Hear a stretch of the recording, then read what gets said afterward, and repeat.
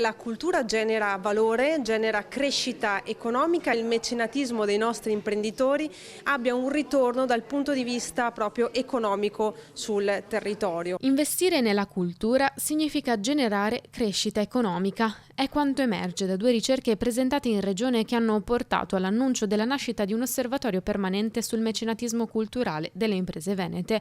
Il comparto culturale della Regione vale oggi 9 miliardi e 400 milioni di euro, pari al 5,3% dell'economia del Veneto e dà lavoro a quasi 146.000 persone. Investire sulla cultura significa quindi non solo investire nelle mere attività di conservazione dei beni, ma anche proprio generare quell'utilità, quel valore aggiunto che si può tradurre in maggiore occupazione, maggiori investimenti e anche maggiore attrattività dal punto di vista turistico. I musei di oggi non sono altro che le fabbriche di ieri e quindi ecco perché ci dobbiamo prendere cura delle fabbriche di oggi, perché saranno sicuramente i musei di domani, ed ecco perché dobbiamo parlare lo stesso linguaggio. Le organizzazioni museali, le Confindustrie, la Regione si devono sedere allo stesso tavolo per poter ragionare insieme, perché i dati che sono emersi sono estremamente importanti. Occuparsi di cultura vuol dire occuparsi di economia,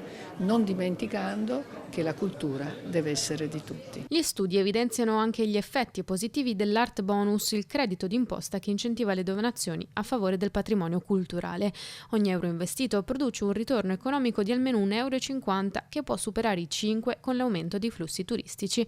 Secondo Confindustria Veneto, restaurare un bene culturale significa attivare un'intera filiera economica coinvolgendo professionisti, artigiani e imprese.